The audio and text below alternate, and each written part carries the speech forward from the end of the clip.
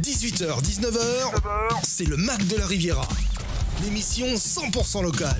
Jean-Luc et ses chroniqueurs te donnent rendez-vous pour une heure de bonne humeur et de proximité. Info locale, résultats sportifs, jeux, dédicaces, l'invité du jour. Bienvenue dans le Mac de la Riviera. Installe-toi, connecte-toi et rejoins-nous pour une heure de détente. C'est le Mac de la Riviera. Allez, bonsoir à toutes, bonsoir à tous, c'est parti. On est parti pour une heure d'émission Le Mac de la Riviera avec, comme vous avez l'habitude maintenant, on a des invités en studio et ce soir on est très fiers de recevoir monsieur Laurent Teytaud, président du Rotary Club de Menton. Bonsoir Laurent. Bonsoir Jean-Luc. Ah oui, il faut parler dans le micro alors. On a tellement discuté, voilà, ben c'est du direct, vous voyez, c'est du direct, voilà. Bonsoir Laurent. On discutait hors antenne, c'est du vrai direct, hein, ça se passe comme ça. Et on avait obligé de lui remettre le micro devant, ben, c'est du live. Accompagné de Jean-Michel Huertas, qui est le président de la commission, si je ne me trompe pas, du Broc Troc. Et on va parler Broc Troc ce soir. Bonsoir Jean-Michel. Bonsoir Jean-Luc. Jean-Michel, on se connaît depuis quelques années et ça fait vraiment plaisir de le voir revenir en studio chez nous pour une première fois. Voilà. Donc vous savez comment ça se passe, le Mac de la Riviera, première partie, nos invités. On va discuter, donc on va parler Broc Troc qui va se passer en 2022. C'est le retour. Et puis deuxième partie d'émission, bien sûr, on retrouvera nos chroniqueurs avec les infos de la Riviera et puis plein de choses. Voilà, on aura plein de choses à se dire. Et avec moi, donc, on va les présenter. Virginie, notre stagiaire en technique. Bonsoir Virginie. Et bonsoir. Et Jimmy, notre journaliste qui sera là pour les Flash Info tout à l'heure. Salut Jimmy. Salut Jean-Luc, salut tout le monde. On est parti pour vous parler de ce 29e Broc Troc qui va avoir lieu donc au mois de janvier 2022. Alors c'est loin, mais c'est pas loin en même temps. Et donc on va vous présenter ce Broc Troc. Mais tout d'abord, on va poser la question au président, à Laurent Teytaud. Ce Broc Troc, son histoire, comment ça se passe, tous ces rapports avec la ville de Menton. Laurent, est-ce que vous pouvez nous développer ça en parlant dans le micro, bien sûr? Alors oui, le Broc Troc est une manifestation historique pour nous puisqu'on en est à sa 29e épisode en quelque sorte, même si ça fait 31 ans que ça a commencé puisque 2 années se sont déroulées sans Broc Troc, celles qui succédaient aux attentats. Pour des raisons de sécurité, la manifestation était trop compliquée. 2015, je crois, c'est ça? Je dis pas de bêtises? 2015. Les attentats, il me semble que c'était 2015. Donc ça veut dire le Broc Troc de 2016 ne s'est pas fait. Un tout petit peu plus près du micro, s'il vous plaît, Laurent, voilà. Parce que... Ou alors avancez-vous près de la table. Voilà, ah oui, Laurent. C'est rien, c'est des bruits, c'est normal, c'est du direct, ne vous inquiétez pas. Et donc le deuxième Broc Troc qui ne s'est pas fait, c'est celui de l'an dernier, pour des raisons sanitaires que tout le monde connaît. Exactement. Voilà,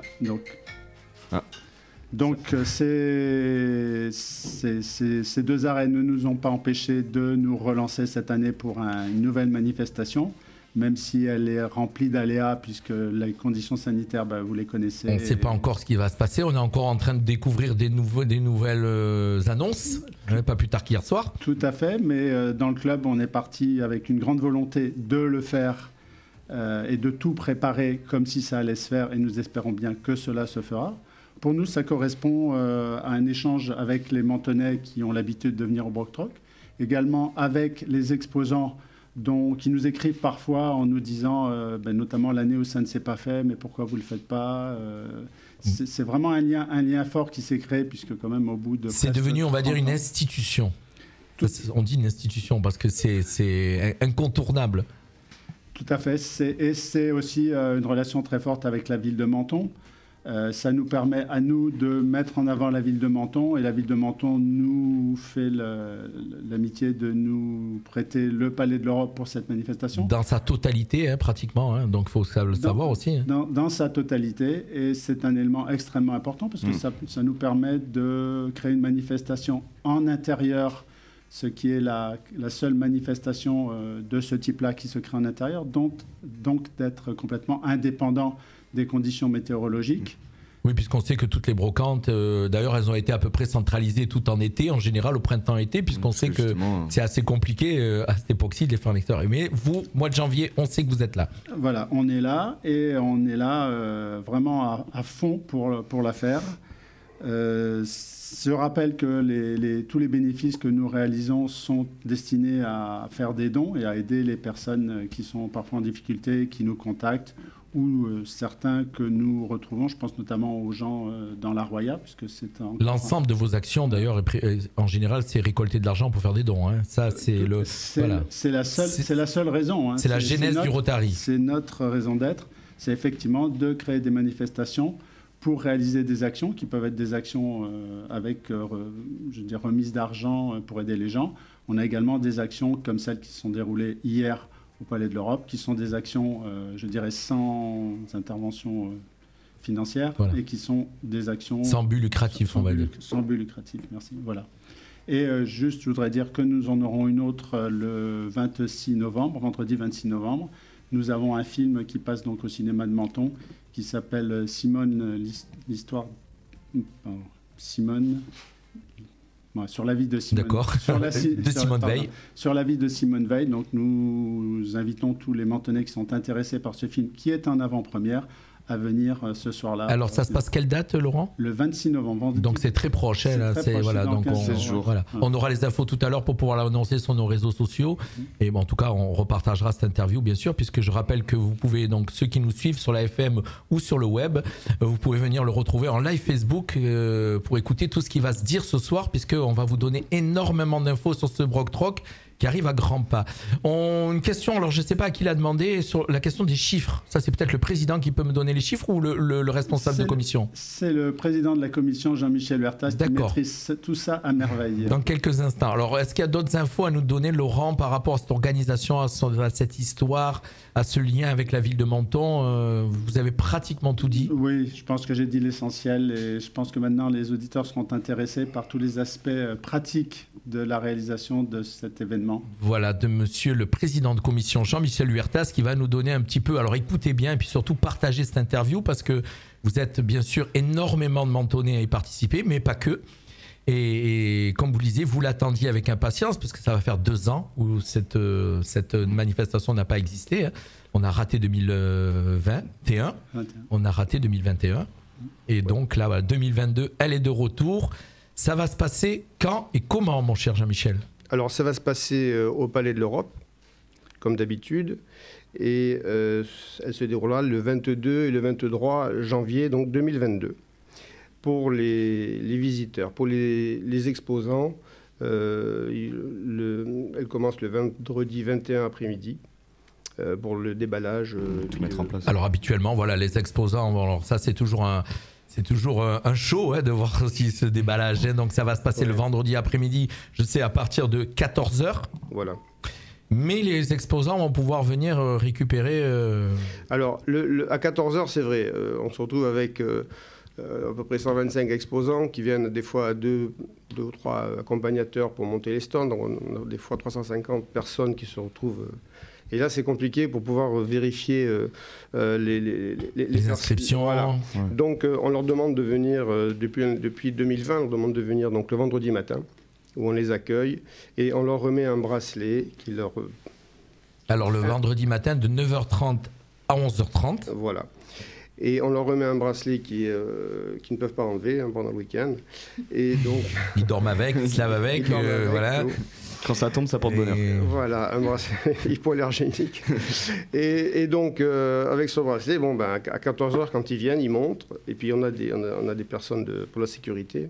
Parce qu'on est, si vous voulez, on est une grosse manifestation. C'est la 2e manifestation la plus importante après la fête des citrons. Et surtout dans ce Palais de l'Europe.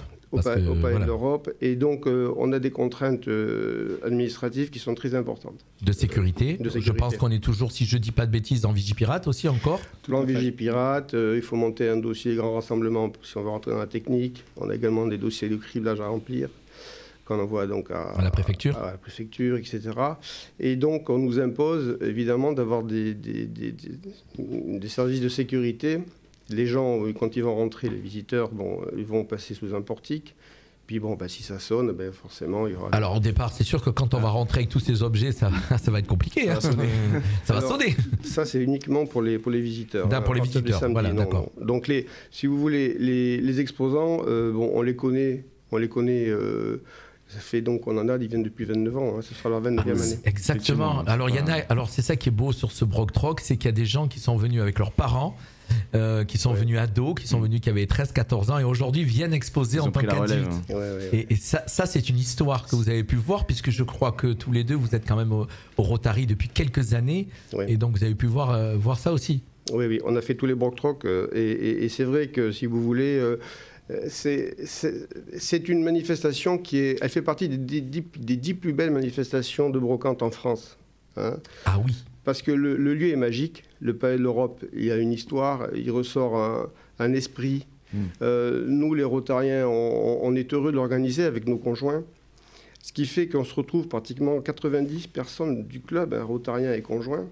C'est votre plus gros rassemblement entre vous, je pense, aussi, où tout le monde là, du coup, met la main à la pâte. Parce que là, il faut vraiment de la main, de la main d'œuvre. Oui. Les exposants sont accueillis un peu comme la famille maintenant, hein. On les connaît presque tous, hein. Pratiquement les 70%, ce sont des gens qui reviennent régulièrement. Alors démentonné, Jean-Michel, alors on a évidemment... On a des Français, bien sûr, et puis on a 2 pays étrangers, on a Monaco, et on a des Italiens. Alors, les personnes peuvent venir des Alpes-Maritimes, bien sûr, du Var, de l'Auvergne, Auvergne-Rhône-Alpes, des Bouches-du-Rhône. Un petit peu les statistiques qu'il nous donne, Jean-Michel, là, un petit peu, c'est ça. Hein, de la Normandie, même Nouvelle-Aquitaine. Ah oui, il y a des gens qui viennent de Bayonne. Il y en a qui viennent de... C'est pas à côté. Alors, est-ce qu'ils viennent, spécialement pour ce Brocktrock ? Ils viennent que pour le Brocktrock. Et toutes ces personnes-là que je viens de vous citer, ils dorment à l'hôtel à Menton. Donc, ça fait travailler quand même le commerce local. Exact. C'est quand même... Bon, peut-être pas les restaurants. Si, le soir. Les restaurants le soir, exactement. Les restaurants, même à midi, ils ont le droit de sortir. Oui. C'est interdit, couvre-feu le midi. Voilà. Et donc, vous avez donc dans le département, vous avez des personnes qui viennent évidemment beaucoup de Nice, hein, évidemment de Menton, ils viennent de Péména, de Beausoleil, etc. Des Italiens qui viennent de Rome, de Cuneo, de Turin. C'est une manifestation internationale. D'ailleurs, on va beaucoup en Italie aussi, parce que la clientèle italienne adore tout ce qui est brocante. Hein. Et c'est surtout une manifestation qui, depuis 29 ans, monte en gamme. C'est-à-dire que c'est pas une friperie. L'exposition au sol est interdite. Les gens ne sont que sur des tables.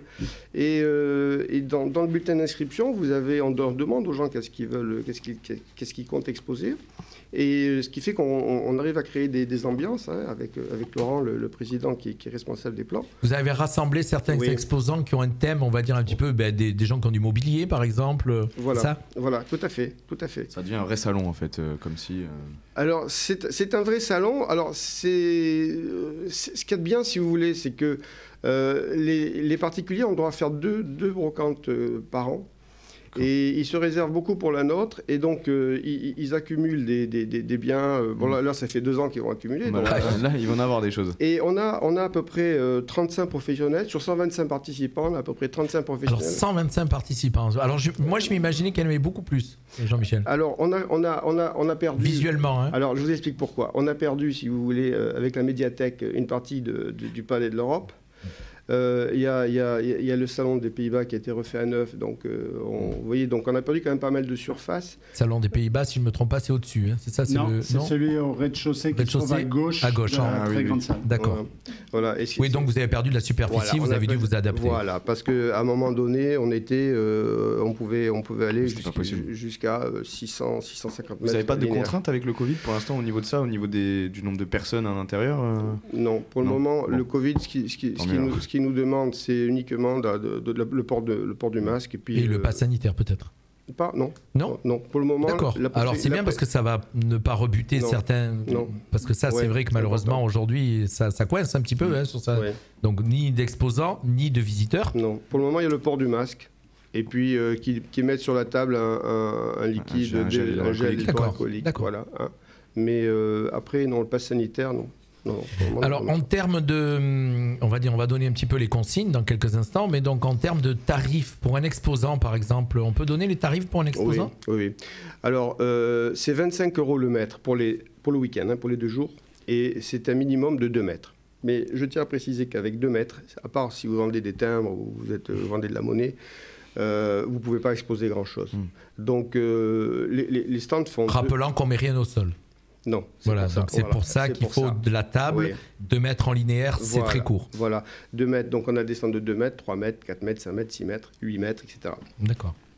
Mais minimum, donc c'est 25 €, c'est 50 € pour le week-end. Bon, vous êtes dans un palais chauffé, à l'abri de la pluie, avec des gens de qualité, parce que l'entrée étant payante, l'entrée est à 2 € pour les plus de 15 ans. Ça filtre un tout petit peu, un peu. Ça voilà. filtre.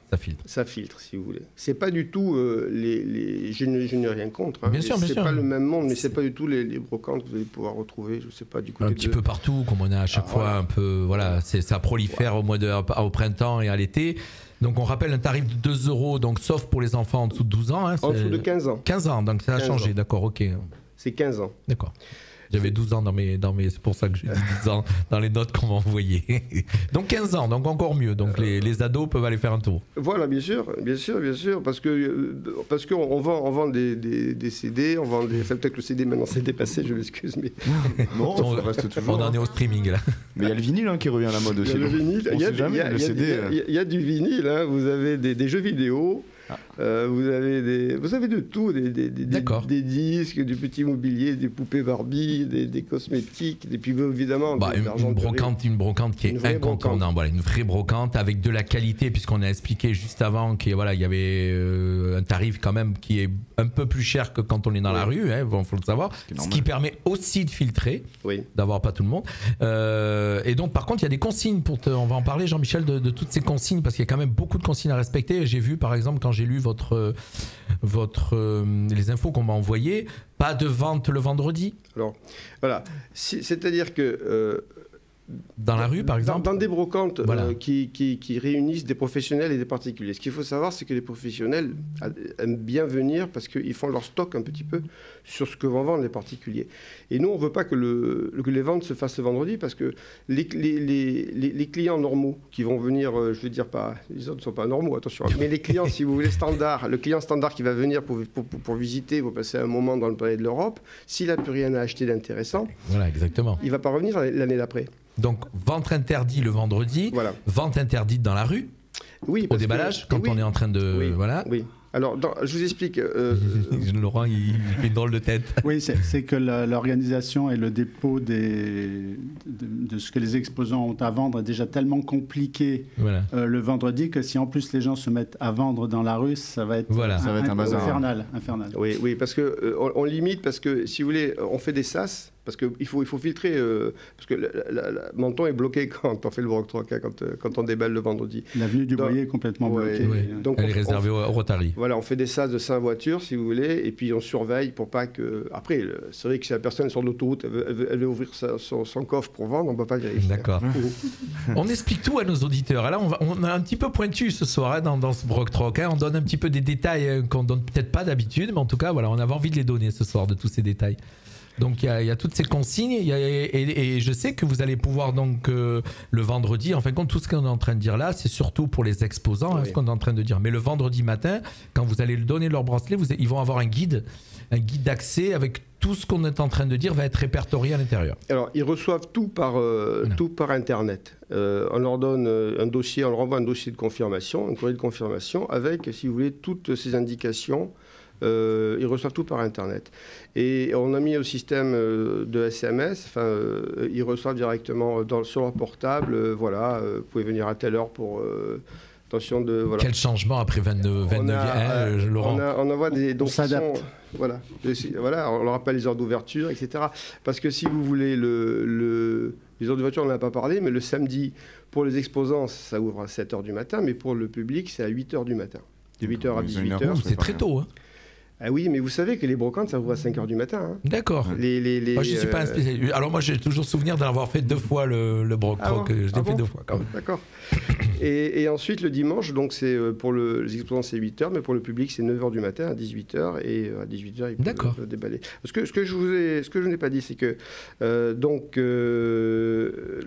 la préparation du Broc Troc, c'est à peu près 6 mois de préparation, parce que il faut... Bon. Malgré que vous avez l'habitude. Oui, parce qu'il y a quand même tous les dossiers sont déjà en place. Mais quand même 6 mois avant. Oui, 6 mois avant, parce qu'il faut tout. Laurent, il veut intervenir. Non. Ce que je veux dire, c'est que c'est un éternel recommencement. C'est qu'il y a des documents qui doivent être réactualisés chaque année, qui doivent être renvoyés chaque année. On parlait de la préfecture tout à l'heure. Et le traitement administratif des dossiers quand on les reçoit, c'est très un lourd. travail très très lourd. Voilà. Oui, par exemple, on va demander une carte d'identité à la personne qui va s'inscrire. Si elle n'envoie pas, il faut faire la relance. Bon, ça prend du temps, mais c'est pas grave. Ce qu'il faut savoir, c'est que on a à peu près pendant 3-4 jours, concernant le Rotary, on a à peu près 90 personnes sur le pont, hein, pour que tout soit parfait. Hein. C'est comme vous mettez une clé dans une serrure, vous tournez, ça marche. Capitaine sur le pont et puis avec tous ces mousses autour. Oui, il n'y a pas de miracle. Tout le club est concerné, hein. Ça sans exception. Les épouses. Oui, on a 5. Oui, bien sûr. Sinon on ne pourrait pas. On a 5 agents de sécurité. Ça, il faut savoir. 5 agents de sécurité. Sachant que ça a un coût, ça aussi. Qui tournent, oui, ça, bien sûr, qui tournent parce qu'on ne veut pas qu'il y ait d'histoire de pickpocket ou n'importe quoi. On veut la sécurité de tout le monde. Il faut que les exposants soient en sécurité aussi. On fait, si vous voulez, on peut parler des choses agréables. On a 2 bars, un restaurant. Ça va faire plaisir. Donc on peut rester. Alors ça, il ne faut pas le dire pour les commerçants parce qu'ils peuvent se restaurer sur place. Mais ils peuvent sortir, vous inquiétez pas. Oui, bien sûr. Et voilà, donc les conjointes des Rotariens font les bouquets de fleurs. Elles disposent la salle de restauration. C'est un week-end de famille avec le Rotary. C'est un week-end. Et c'est un rendez-vous où ça aussi, je le sais, il y a beaucoup d'exposants qui vous demandent de se remettre à côté d'un tel puisqu'ils se retrouvent d'année en année et ça reste familial. Il y a ce côté humain, ce côté rencontre qui se recrée sur votre événement, ce côté social. C'est vrai. Hein. On voit que Jean-Luc a fait deux brocantes. J'en ai fait 2. Oui, c'est vrai. J'en ai fait 2 et je me rappelle avoir demandé d'être encore à côté et d'avoir le même endroit. Et beaucoup, je suis sûr que les gens redemandent le même emplacement. Oui. Pourquoi ? Parce que déjà, quand ils veulent partir manger ou se restaurer, parce que rester... il y a celui d'à côté qui surveille le stand. Oui, il surveille, bien sûr. On l'a vécu, hein, donc c'est bien. C'est vraiment sympa. Et donc, on a deux bars, et donc on a ce restaurant, et on fait les mêmes plats depuis, j'allais dire, 29 ans. Parce que les gens nous les demandent, il y en a qui viennent uniquement pour manger ces plats. C'est quoi les plats en question ? Alors, on a moule frites le samedi et choucroute le dimanche. C'est vrai, exact, je me rappelle aussi. C'est génial, voilà. Donc là, on a revécu l'espace, il est déjà 18h22. On a revécu un peu tous ces broc-troc. Et comment va se passer celui-ci ? On a pratiquement tout dit. Jean-Michel, il y a encore peut-être quelques petits... Moi, j'aurais voulu avoir, avant de terminer, quelques petits chiffres, Jean-Michel. Donc, on a dit 125 exposants. Ça en nombre de visiteurs. Alors, le nombre de visiteurs exact, la vérité vraie, c'est 3750 visiteurs payant 2 €. Voilà. Je sais que vous avez... Alors, je ne sais pas si vous le faites toujours, mais vous aviez mis un compteur à l'entrée de bip. C'est obligatoire. On nous l'impose. C'est pour répondre... Non, justement. C'est ce que je voulais répondre à Jimmy tout à l'heure, c'est que c'est pas lié au Covid, c'est lié à la sécurité incendie. D'accord. Il y a une jauge dans le Palais de l'Europe. Que dans chaque salle, vous ne pouvez pas avoir un nombre supérieur de personnes lié au nombre de portes de sortie de secours. Exact. Et les différents compteurs sont justement là pour vérifier qu'on ne dépasse jamais. Voilà. Et il est arrivé une année, effectivement, où ça se sentait, où les portes du palais ont été fermées parce qu'on atteignait cette limite. Et il fallait absolument... J'ai vu 5000 déjà dans des chiffres chez vous, plus de 5000 visiteurs. Oui, on est monté, je crois, à 8-9 000, oui. Ouais. Donc après, dans les chiffres qu'on donne sur le nombre de visiteurs payants... C'est sur la durée du week-end. C'est pas il n'y a pas 8000 personnes. Exactement. Donc ça, c'est les chiffres. Alors, est-ce qu'on peut... C'est confidentiel un petit peu, le chiffre d'affaires? Vous ça représente ou pas, en gros? Et ce qui s'échange, vous arrivez à le savoir ou... En gros, financièrement, on va dire sur le week-end, vous savez pas, on vous donne pas les chiffres qui s'échangent. Des exposants, absolument pas. Il n'y a pas de statistiques qui auraient pu être faites. Non. Mais si vous voulez, je pense que sur une moyenne basse, s'ils font 1 000 € multiplié par 100. Moi, je me rappelle que je donne mon cas, j'avais fait c'était en France, c'était 5 ou 6 000 francs, j'avais fait un truc comme ça. C'était énorme à l'époque. 1 000 € multiplié par 100 ou 120 personnes, vous voyez le chiffre.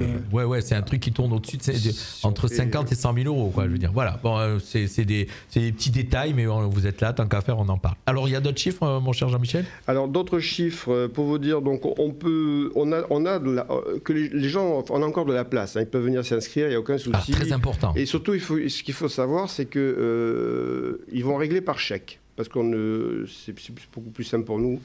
Et au cas où il y a une annulation, on peut rembourser. Voilà, on peut et ces renvoyer chèques ne seront mis en encaissement que le lundi précédent le Brock Talk, c'est-à-dire 4 jours avant. Quand vous êtes sûr que tout donc, sera en place. Il n'y a pas de souci, ils peuvent s'inscrire. Et puis si le gouvernement, entre-temps, il nous met... les chèques, on leur envoie, on les détruit. Ils vont décider. Et puis ensuite, il